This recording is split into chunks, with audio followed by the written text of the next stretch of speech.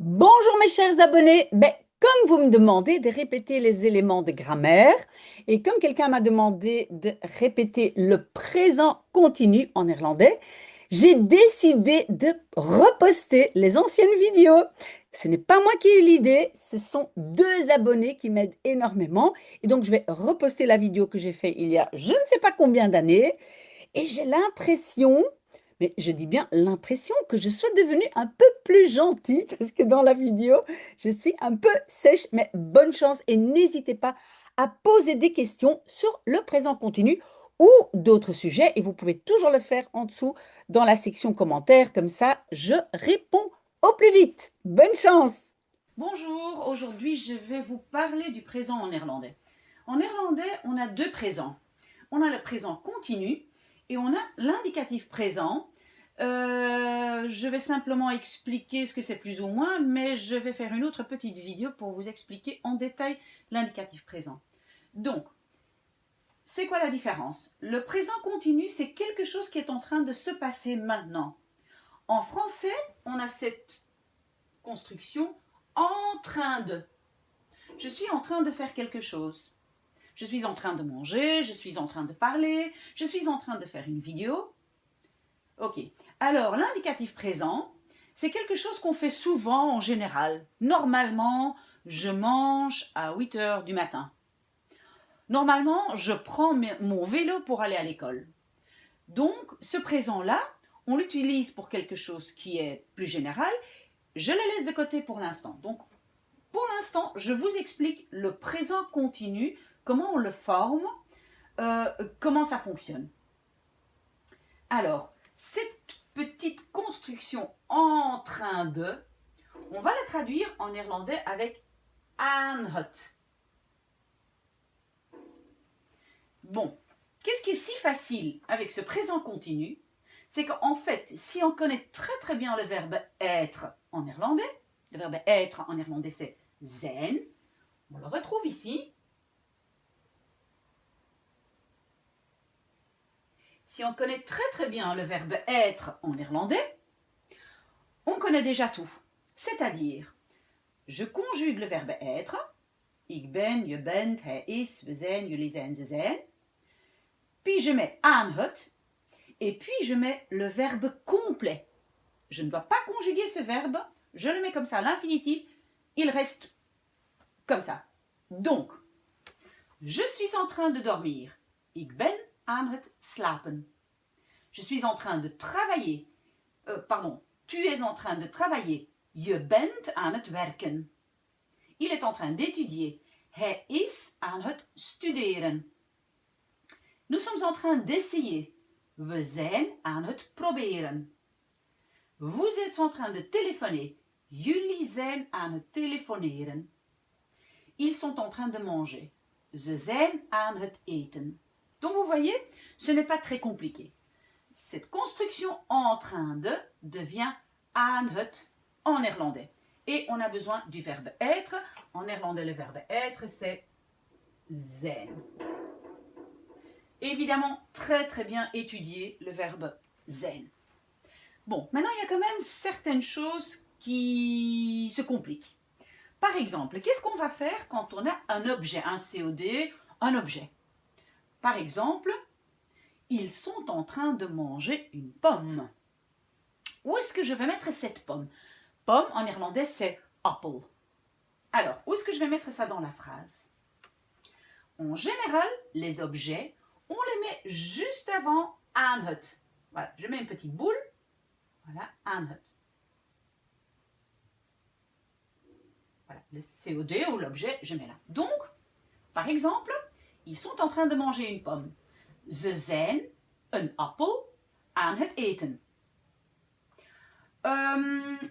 Ils sont en train d'étudier leur cours. Ou bien, il est en train d'étudier son cours. Hij is zijn les aan het studeren. D'accord? On met l'objet ici. Voilà. Maintenant, ça ne doit pas nécessairement être un COD, ça peut être par exemple, je suis en train de dormir profondément. Profondément, en néerlandais, c'est diep. Ik ben diep aan het slapen. Donc vous voyez très souvent quand on rajoute un objet, on le met devant aan het. Ok, alors, où est-ce qu'on met la négation? Je vais devoir faire une petite vidéo séparément sur niet et geen, parce que c'est assez compliqué en néerlandais. Parfois on utilise niet pour la négation, pour dire ne pas. Parfois on utilise geen. Aujourd'hui, je vais seulement utiliser le niet. Où est-ce que je mets le niet dans la phrase? Eh bien, au même endroit que le COD. Donc, je mets aussi une petite boule. Voilà. Donc, ça veut dire, si je veux mettre niet, ik ben niet aan het slapen. Je bent niet aan het werken. Hij is niet aan het studeren. We zijn niet aan het proberen. Jullie zijn niet aan het telefoneren, ze zijn niet aan het eten. Très facile, le niet se met également au même endroit. Ok, alors, qu'est-ce qu'on fait si on veut poser la question? Donc, on peut simplement poser la question. Wat? Donc, qu'est-ce que? Wat ben je aan het doen? Qu'est-ce que es-tu en train de faire? Alors, comme vous le savez peut-être déjà, en néerlandais, pour faire une question, on fait souvent inversion. Ça veut dire quoi, inversion? Ça veut dire j'inverse, je change de place le verbe et le sujet. Donc, au lieu de dire je bent, je vais utiliser ben je. Bon, attention, en néerlandais, on n'oublie pas qu'avec la deuxième personne ici, quand on fait une inversion, on écrit ben je, pas de T. Le T, on l'enlève. Pour les autres personnes, ce n'est pas le cas. Donc, petit exercice. Est-ce que tu es en train de travailler? Ben je aan het werken? Est-ce qu'il est en train d'étudier? Is hij aan het studeren? Est-ce que nous sommes en train d'essayer? Zijn we aan het proberen? Vous voyez, on fait simplement, on inverse le verbe et le sujet pour poser la question. Dernier exemple. Est-ce qu'ils sont en train de manger? Zijn ze aan het eten? Bon, encore toujours, si je mets un COD ou si je mets une négation, il reste ici devant le aan. Par exemple, zijn jullie naar huis aan het telefoneren? Un autre exemple ici. Zijn ze een appel aan het eten?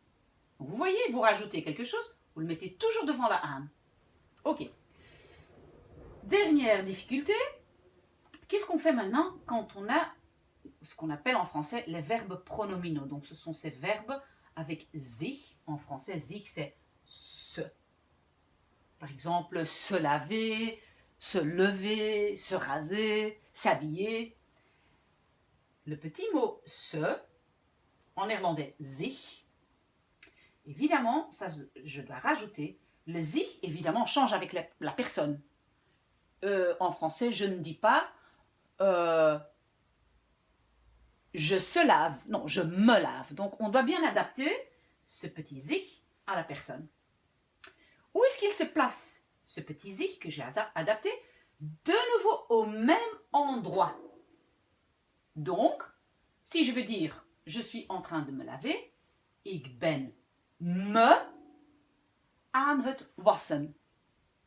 D'accord?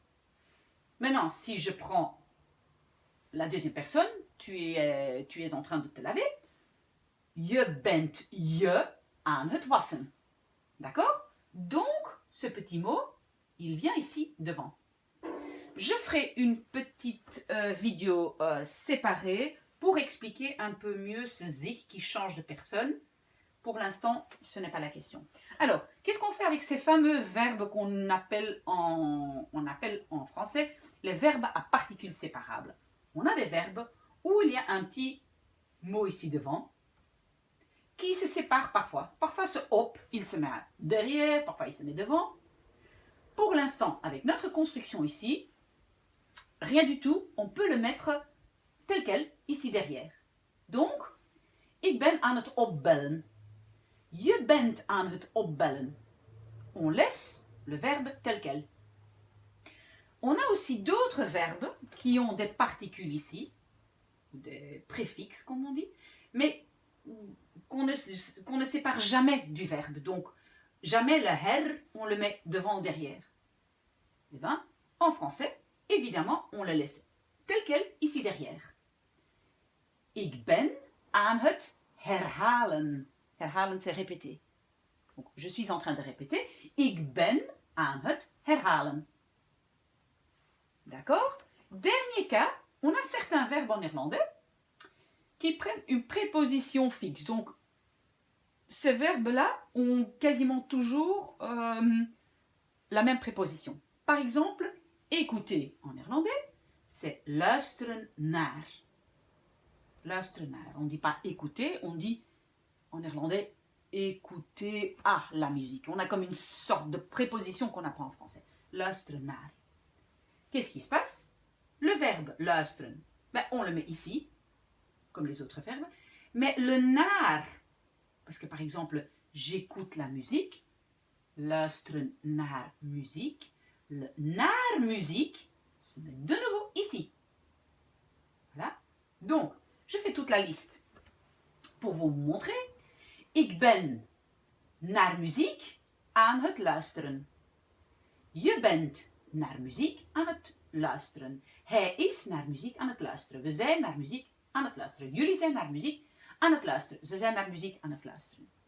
Voilà. Je pense que j'ai fait le tour. Si jamais vous avez des commentaires ou des questions, vous pouvez toujours me contacter sur mon adresse mail. Ça semble compliqué, mais finalement, c'est simplement en anglais.